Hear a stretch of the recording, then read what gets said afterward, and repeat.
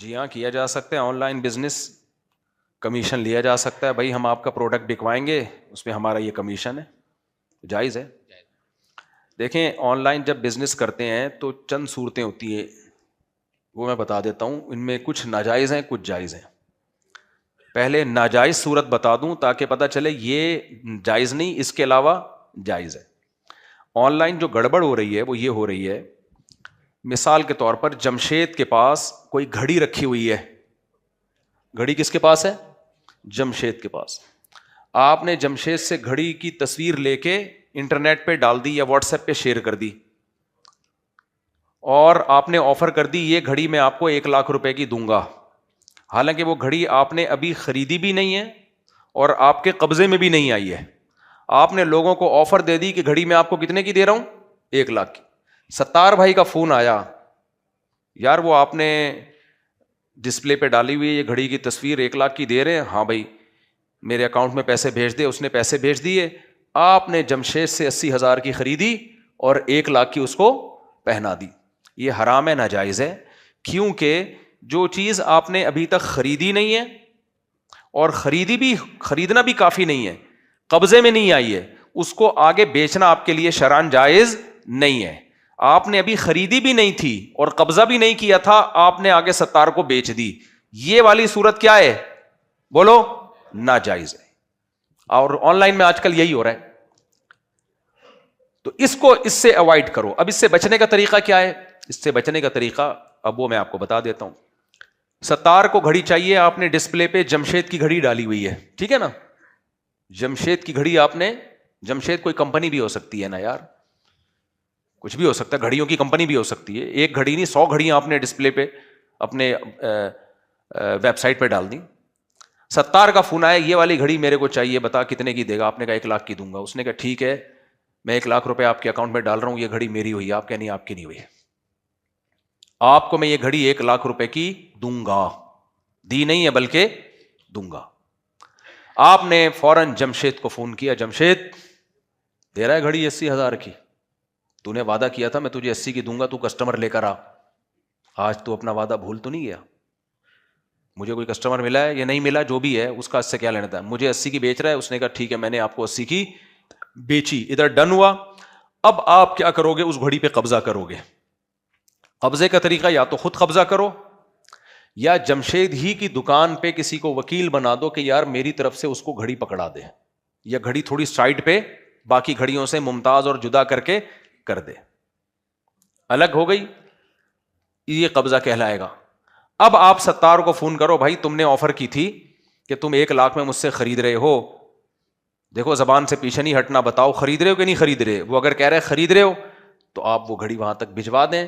اگر وہ کہہ رہے نہیں میرا ارادہ بدل گیا ہے، تو اب وہ آپ کو پہننی پڑے گی گھڑی. سمجھتے ہو؟ پھر آپ جمشید سے کہیں یار واپس لے تو ریکویسٹ ہے، تو جمشید لے لے تو ٹھیک ہے، نہیں لے تو وہ بس ہو گیا پکا سودا. میں سمجھا پا رہا ہوں؟ صاف حدیث میں منع ہے بھائی، جو چیز آپ نے خریدی نہیں ہے اور جو آپ کی ملکیت میں نہیں ہے اور قبضے میں بھی نہیں ہے، وہ آپ آگے کسی کو بیچ نہیں سکتے. بیچنے کا وعدہ کر سکتے ہیں، تو وعدہ کر لیں آپ، میں تمہیں دوں گا، میں تمہیں. جیسے ہم میڈیکل اسٹور والے سے کہتے ہیں یار یہ دوا ہمیں چاہیے، وہ کہہ رہے یہ دوا تو میرے پاس نہیں، یار کہیں سے منگا دے یار، تو وہ منگاتا ہے. پھر آپ اسٹور پہ جاتے ہو، نئے سرے سے دوبارہ سودے بازی کرتے ہو. ہاں وہ آپ کو پکا کرتا ہے، دیکھ میں تیرے لیے منگوا رہا ہوں، نہیں خریدی نا تو یہ دوا کوئی خریدار نہیں ہے. تو آپ کو چاہیے اس وعدے کے پابند رہو، آپ اخلاقی طور پر وہ بھی پابند رہے، آپ بھی پابند رہو. تو ایک طریقہ تو یہ ہے آن لائن بزنس کا. دوسرا طریقہ کیا ہے؟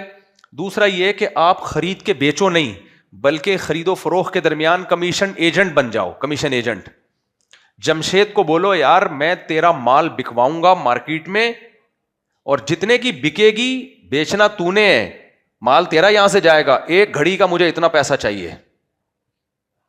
سمجھ میں آ رہی ہے بات؟ یہ گھڑی بکوا رہا ہوں، اس کا اتنا پیسہ چاہیے مجھے.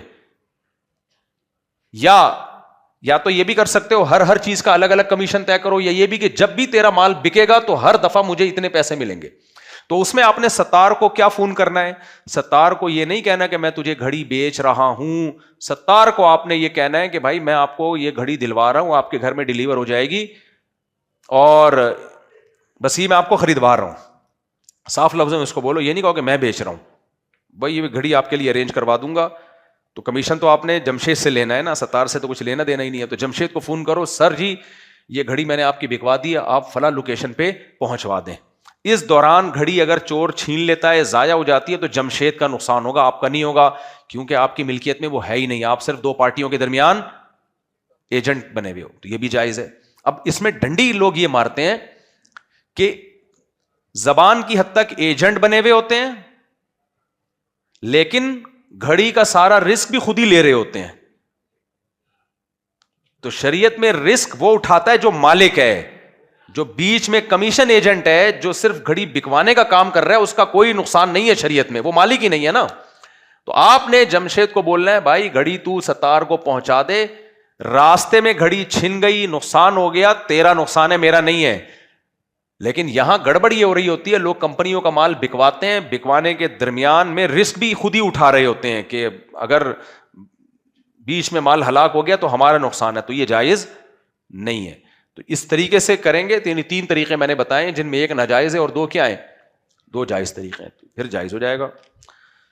مودی سے بڑی اور یہ ہے جب گھڑیوں کا یا چیزوں کا کام ہو رہا, سونے اور کرنسی کا اگر بزنس ہو رہا ہے تو پھر یہ بھی جائز نہیں ہے, کیونکہ گولڈ یا کرنسی کے بزنس میں دونوں طرف سے قبضہ ضروری ہے. جو فارکس ٹریڈنگ ہو رہی ہے نا, یہ تو ناجائز ہے.